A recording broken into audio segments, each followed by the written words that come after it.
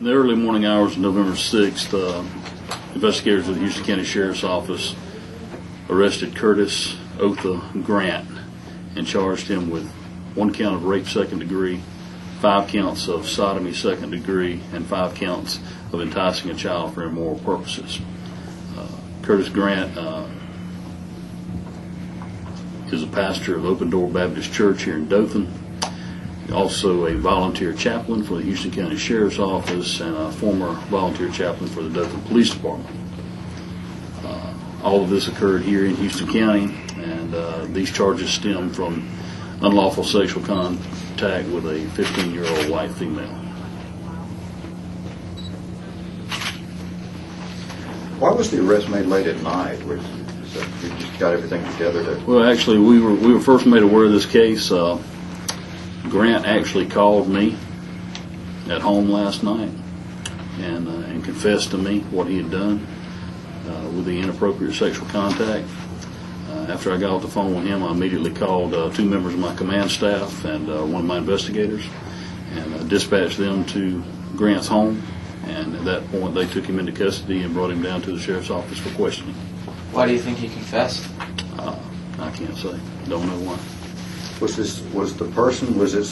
someone that he had knew previously, or had he met in any capacity? The 15-year-old victim was known to Mr. Grant.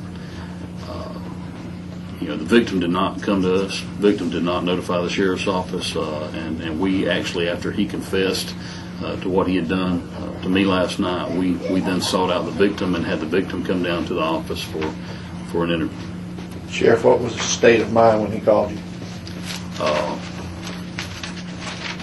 I really can't say. Is he remorseful? Yeah, I can't testify as to if he's remorseful or not. I was very angered, very saddened by this news. When you've got a person who is in a position of public trust and in 2 different arenas, actually, in the clergy and as a volunteer with the sheriff's office here, it did anger me and sadden me that this is something that we had to do. But it's one of those deals where if you commit a crime, we're going to prosecute you. We're going to put you in the court system.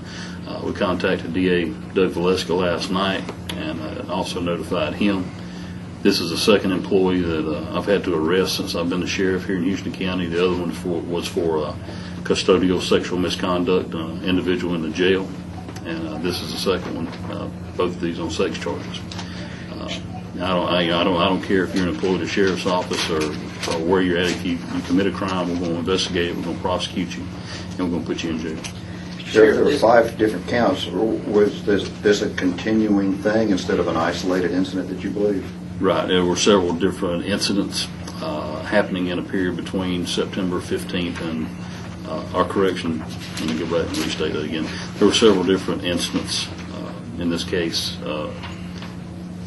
ranging between August 15th and September 23rd.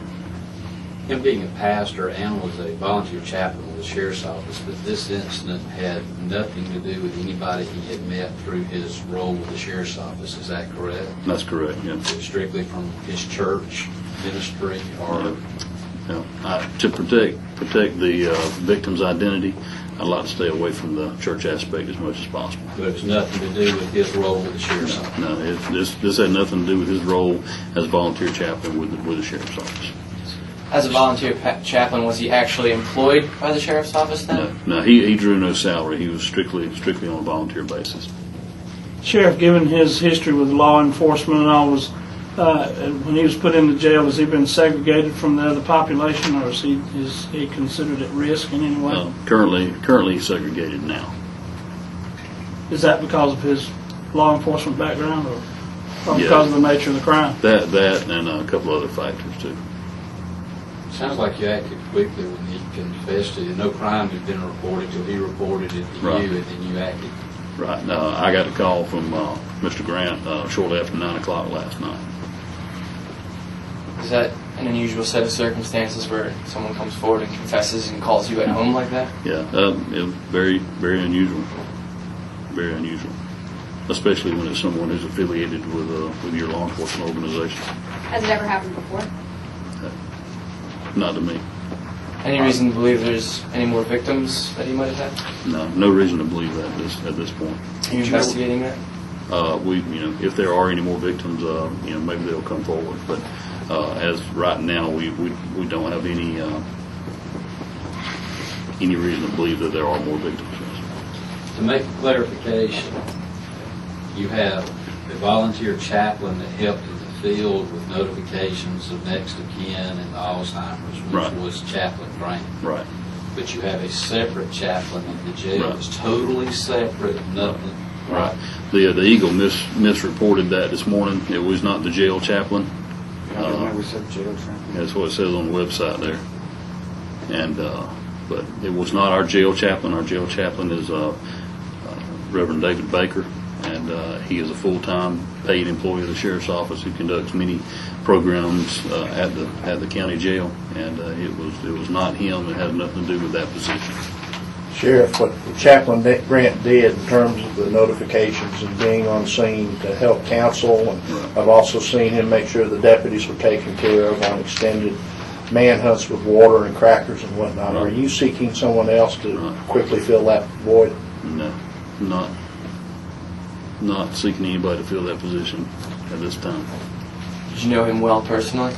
Yeah, knew him well personally. He was a chaplain with the Dothan Police Department whenever I was employed there as a sergeant, and came over to the sheriff's office to perform functions as our chaplain here.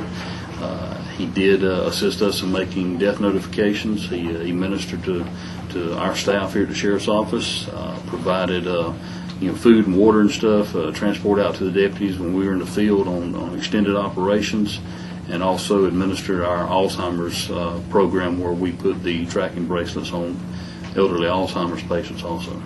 The victim in her interview stated that it was against her will. No, it wasn't against her will. Yeah, rape second would be consensual sex, but a person under the age of 16 cannot consent to sex in the state of Alabama. Okay. Right. So if she were 16, there would not have been a crime. If there had been 16, there could have still been a crime. It would have been contributing to delinquency of a minor, and that would have been something the parents would have probably followed up on and filed a charge on him for. But being under the age of 16, it does fall under a felony charge of rape second degree, commonly known as statutory rape. Sodomy second, too? Is that what Sodomy second, yes. That's a Class B felonies, is that right? Yes. 2 to 20? Does that Yes. sound right? Yes, on each charge. And even the enticing a child, is that a Class B? Do you Yeah. know? Okay. So, how does that? I mean, is it anytime something happened? Is that considered? That's a separate count, yes. Oh, okay. Each individual incident would be a separate count. Okay.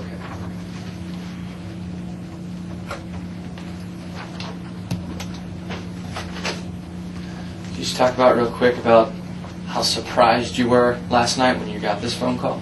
Yeah, of course, I was very surprised, very shocked to get it. And like I said before, very angered and very saddened that an individual in his capacity would commit crimes such as these. And we, like I said before, the victim did not come forward after his confession. We immediately sought out the victim and got a statement from the victim and made the appropriate charges.